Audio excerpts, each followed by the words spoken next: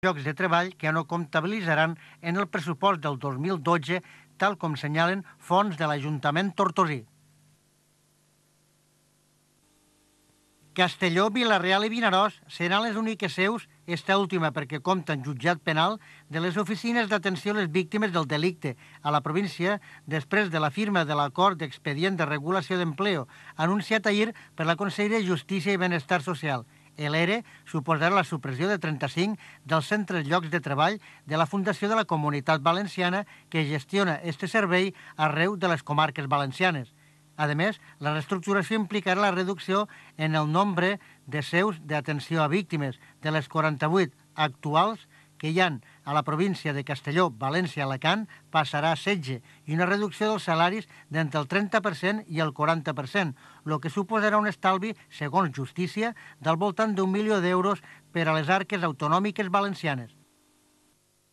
La Junta de Govern del Consorci de Residus del Pla Sonal, corresponent a les comarques d'Els Ports i Maestrat, va aprovar a la seva última reunió a Benicarló l'ordenança fiscal reguladora de la taxa d'escombraries que s'aplicarà el pròxim any en els 49 municipis adscrits al pla. Per unanimitat, com la resta de punts, se va prendre aquesta decisió i posteriorment ha estat presentada a l'Assemblea de Representants de les poblacions a les que també s'ha remès el conveni establert que deurà de plasmar-se.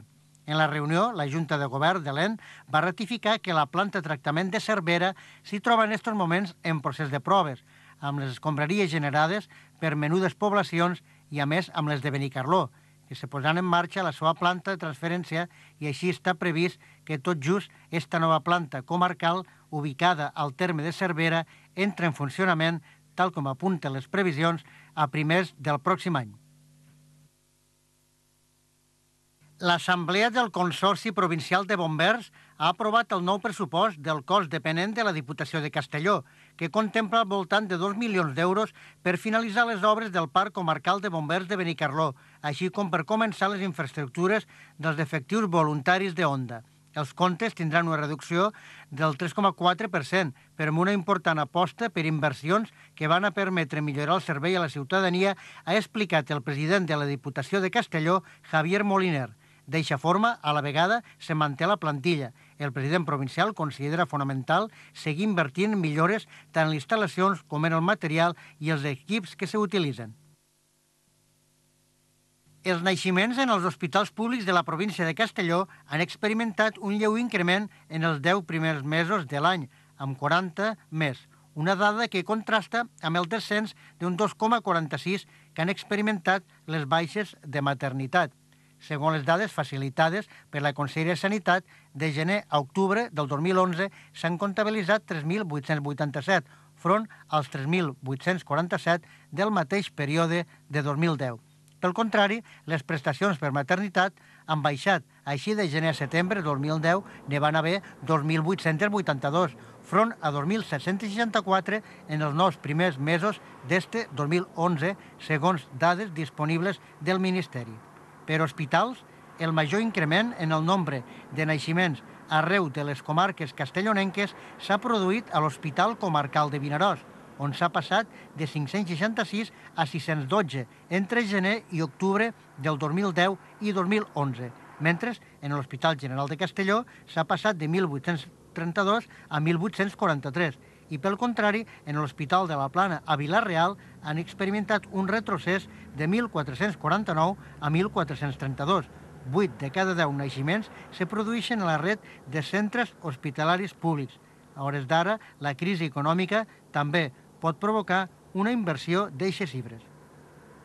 El diputat per Castelló de Compromís, Josep Maria Panella, ha declarat que no era suficient la falta de sentit de l'estàtua que ha construït l'escultor del PP en l'aeroport sense avions, ni el gasto innecessari que ha generat en una obra ja tan deficitària, que ara ens enterem de que l'escultura no compleix la llei de contractacions del sector públic, perquè no havia estat autoritzada pel Consell d'Administració Eurocas ni s'havia presentat la preceptiva documentació de que l'adjudicatari estava al corrent de les obligacions tributàries i dels pagaments a la Seguretat Social, tal com ens ha fet arribar des de Compromís.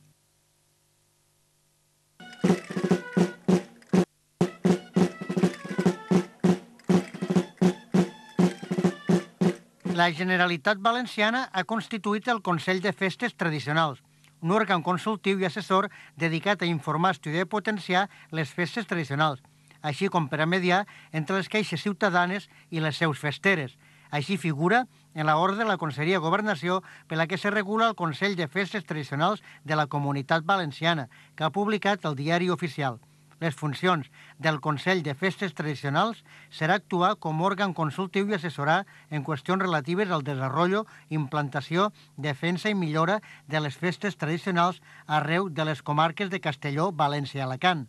Així mateix suposarà a la Conselleria competent en la matèria d'adopció mesures legals i reglamentàries en el seu àmbit d'actuació. Així mateix informarà sobre la normativa en matèria de festes tradicionals que s'elaborarà i a més d'estudis, informes i anàlisis de la situació de les festes tradicionals i la defensa del patrimoni cultural valencià.